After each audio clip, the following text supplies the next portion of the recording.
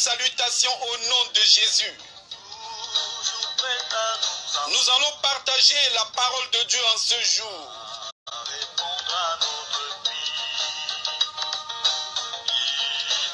Et notre thème est intitulé le mystère de la tunique de Joseph.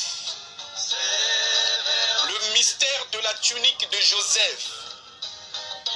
Lisons la parole de Dieu dans Genèse chapitre 37, versets 3 à 4.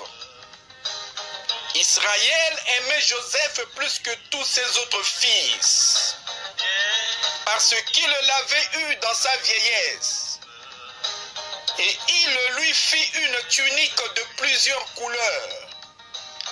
Ses frères virent que leur père l'aimait plus que tous, et ils le prirent en haine.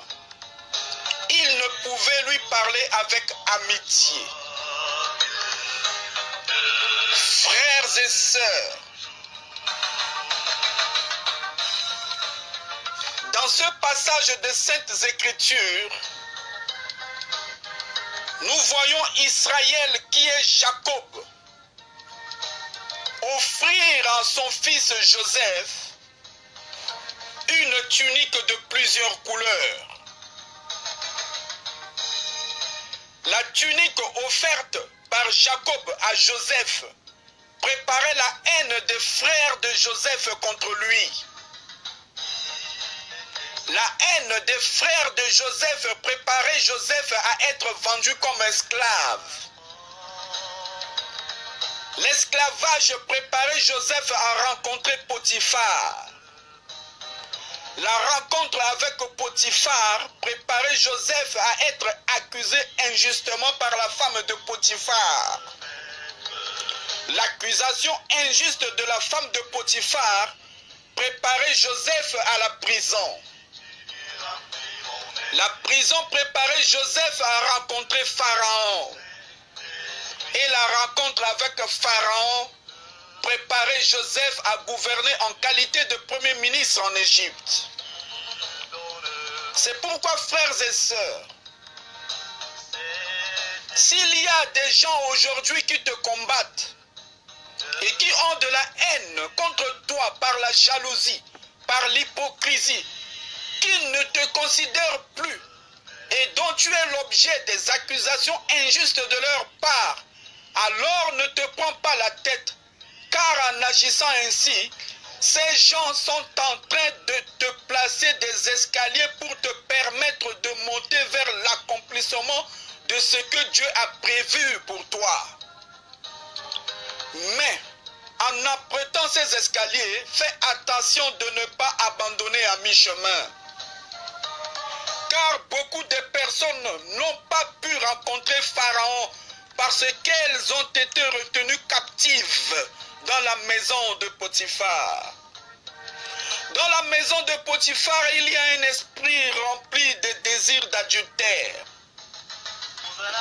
Beaucoup de personnes de nos jours sont dans la maison de Potiphar, nuit et jour. Elles n'ont pas autre chose à faire et pensent qu'au désir de la chair. Ne te laisse pas retenir dans la maison de Potiphar. Ne te laisse pas gouverner par ta chair. Ne te laisse pas contrôler par ta chair. Il faut prendre tes deux jambes au cou pour fuir.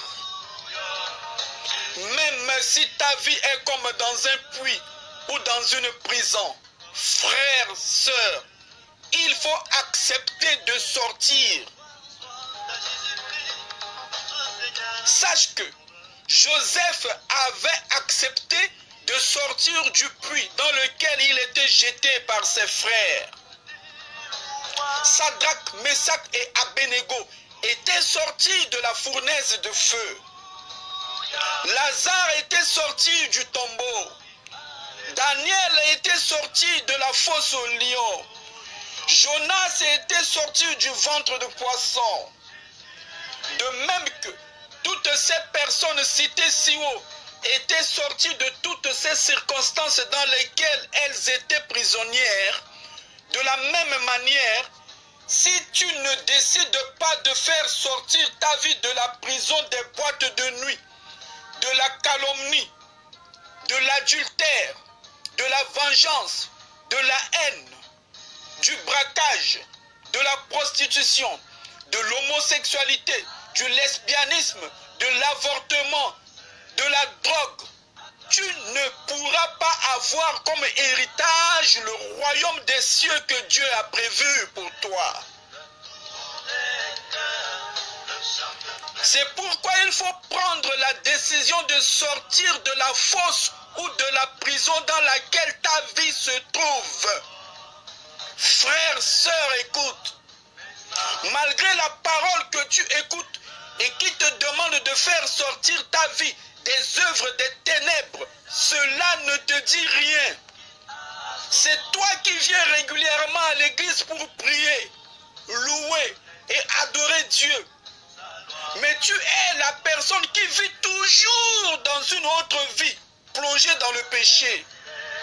Même si tu donnes des offrandes, même si tu peux offrir des milliards à l'église, sache que Dieu n'est plus avec toi. Il faut arrêter d'abord tout ce que tu fais en secret qui ne glorifie pas le nom de Dieu. Débarrasse-toi de cette tunique multicolore du péché. Tu prétends servir Dieu, mais le soir, tu es chez ton copain. Tu prétends servir Dieu, mais le soir, tu es avec ta copine pour mener une autre vie.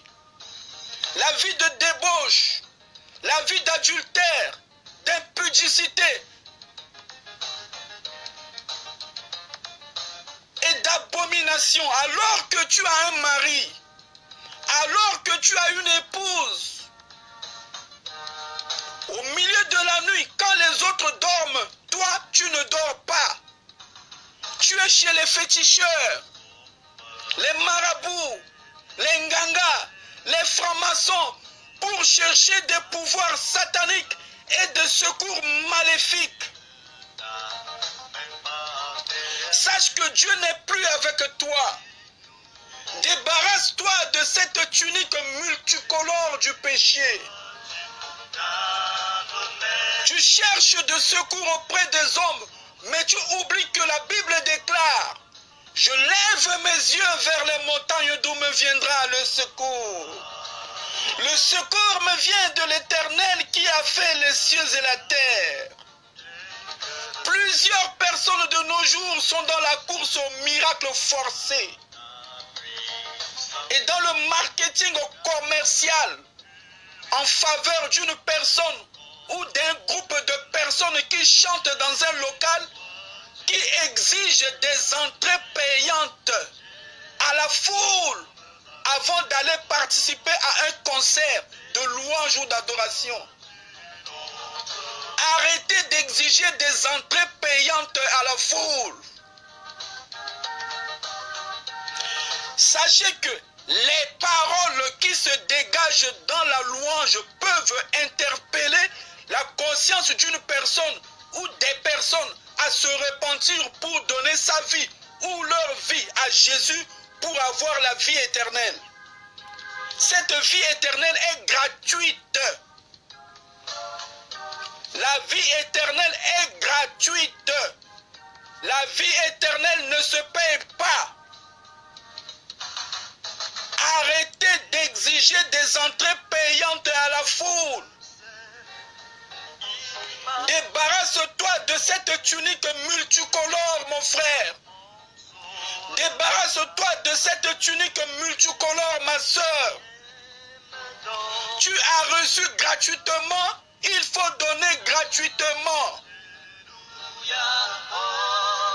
De nos jours, il y a une prolifération des faux évangiles qui n'a rien à voir avec l'évangile véritable de Jésus-Christ qui nous a sauvés. le voyage, le mariage, la réussite, le succès financier, la prospérité financière, la percée financière, la destinée au succès matériel, le leadership financier, l'onction financière et des fausses prophéties imaginaires pour attirer la gloire et se faire un nom. Au lieu de prêcher à la foule de se repentir de leurs péchés, de demander pardon à Dieu, au lieu de prêcher l'amour de Dieu manifesté par la mort de Jésus-Christ à la croix, au lieu de prêcher la sanctification, au lieu de prêcher à la foule de donner leur vie à Jésus en croyant en lui, ce sont les choses de la terre périssables qui sont à la une. Arrêtez de prêcher à la foule les choses de la terre qui sont périssables. Prêchez l'évangile de Jésus-Christ qui sauve du péché. Prêchez l'évangile de Jésus-Christ qui sauve du péché. Arrêtez les cinémas qui se font dans les églises locales, qui consistent à dire à la foule, reçois la puissance financière, reçois l'onction financière, reçois l'onction de la prospérité financière, reçois l'onction de mariage, reçois l'onction de voyage. Arrêtez ces cinémas. Les gens sont fatigués de ces cinémas. Les gens sont fatigués de ces cinémas. Les gens n'ont pas besoin de recevoir ces cinémas de puissance d'onction financière, de prospérité financière, de mariage, de voyage. Ce sont des choses de la terre périssables qui ne peuvent jamais sauver l'âme d'une personne. Les gens ont besoin de recevoir Jésus dans leur vie. Les gens ont besoin de recevoir Jésus dans leur vie. Prêchez d'abord Jésus. Prêchez d'abord Jésus. Puis les bénédictions vont suivre après. Puis les bénédictions vont suivre après. La Bible déclare dans Matthieu 6, 33, cherchez premièrement le royaume et la justice de Dieu, et toutes ces choses vous seront données par-dessus. La priorité n'est pas de prêcher les bénédictions dans la terre qui sont périssables. La priorité, c'est d'abord Jésus. La priorité, c'est d'abord le royaume de Dieu. Arrêtez de renverser la parole de Dieu. Les gens ont besoin de recevoir Jésus dans leur vie. Prêchez Jésus, le faiseur des véritables miracles. Arrêtez de tordre les saintes écritures de la Bible à votre profit pour piétiner les fidèles. Arrêtez de prêcher des illusions aux gens pour les tromper dans le but de les dépouiller pour rassasier votre ventre. Revenez au vrai message de la parole de Dieu qui consiste à sauver les âmes pour Christ. Les miracles et tous les dons spirituels n'ont jamais été pour but de faire la publicité de la personne qui prêche la parole de Dieu. Les miracles et les prophéties ont pour but de ramener les cœurs des gens à Dieu. Les miracles et les prophéties ont pour but de ramener les cœurs des gens à Dieu et de démontrer la puissance de la parole de Dieu pour sa seule gloire, la seule gloire de Dieu, afin que les gens se repentent de leurs péchés et donnent leur vie à Jésus en croyant en lui. Mais et non à la gloire de la personne qui prêche la parole de Dieu. Et non à la gloire de la personne qui prêche la parole de Dieu. La tunique de Joseph avait plusieurs couleurs. La tunique de Joseph avait plusieurs couleurs. Tu prétends servir Dieu, mais tu as une vie qui a plusieurs couleurs. Une vie multicolore. Tu prétends être la personne qui a cru en Jésus, mais ta vie ne donne pas gloire à Dieu. On ne sert pas Dieu en ayant une vie multicolore. Tu as une vie avec Dieu dans la louange, dans l'adoration, et dans la prédication de sa parole. Et c'est encore toi qui as encore une autre vie avec le diable dans les braquages, dans la prostitution, dans les boîtes de nuit, pour exhiber la nudité de ton corps vêtu à moitié nu, rempli d'esprit de séduction. Une vie multicolore ne peut pas servir Dieu, mon frère. Une vie multicolore ne peut pas servir Dieu, ma soeur. Le plus important pour toi n'est pas seulement de chanter à l'église, de louer, de prêcher la parole de Dieu, de chasser les démons, de purifier les lépreux, de guérir les malades et de faire le jeûne, de faire toutes sortes de miracles. Mais le plus important pour toi est que ton nom soit inscrit dans le livre de vie dans le royaume de Dieu. La plus grande gloire n'est pas de chercher à avoir la gloire des hommes de ce monde, mais la plus grande gloire, c'est celle de Dieu. Ne cherche pas à avoir l'acclamation de la foule, mais cherche à avoir l'approbation de Dieu. La vie multicolore est une vie à problème, mon frère. La vie multicolore est une vie à problème, ma soeur. La vie multicolore est la vie d'une personne qui vit dans le péché. Le péché n'est pas une bonne chose. Le péché conduit à la mort éternelle dans les temps de feu. Il est mieux d'avoir l'approbation de Dieu que d'avoir l'acclamation et l'admiration de la foule pour qu'après Dieu te dise: je ne t'ai jamais connu, toi qui commets l'iniquité. La vie multicolore va détruire ton foyer, mon frère. La vie multicolore va détruire ton foyer, ma soeur. La vie multicolore amène des maladies.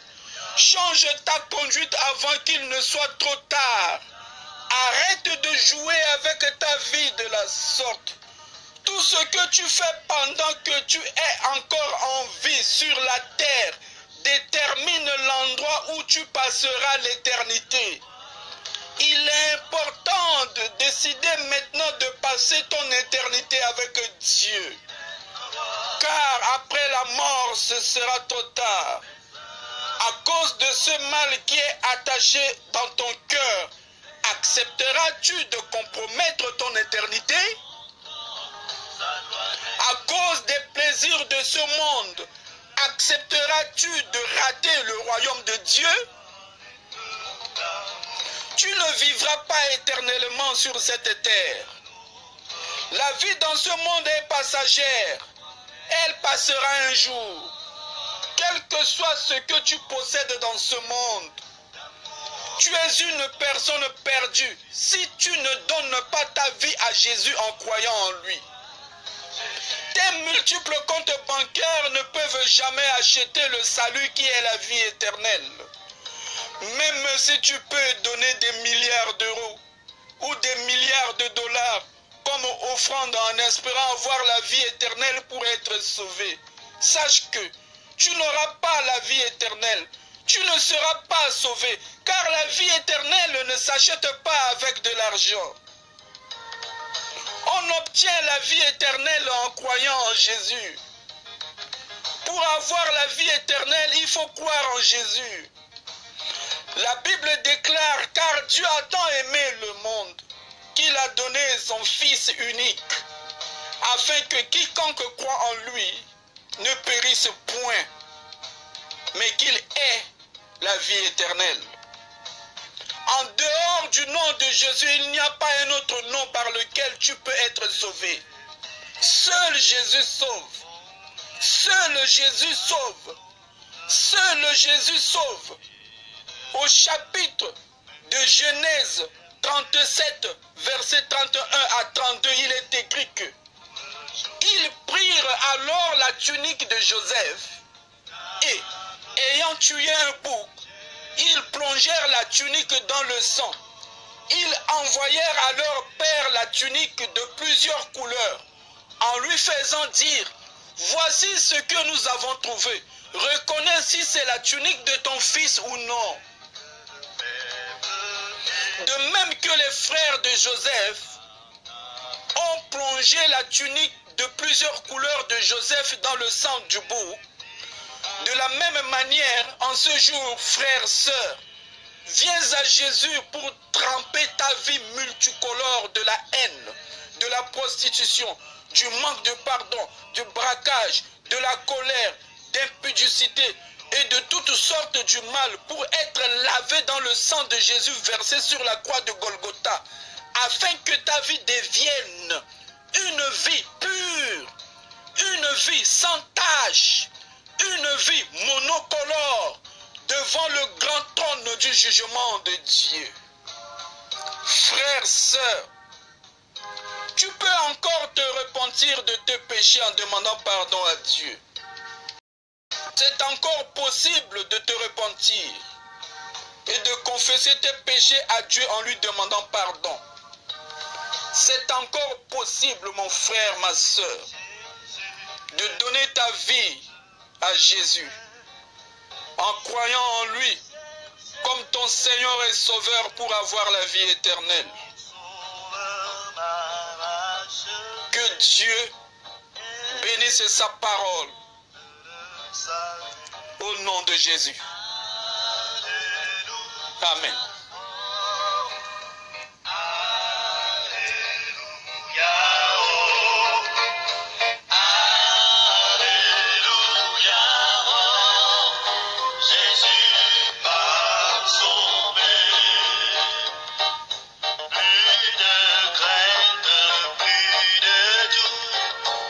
Jésus m'en a délivré. Joie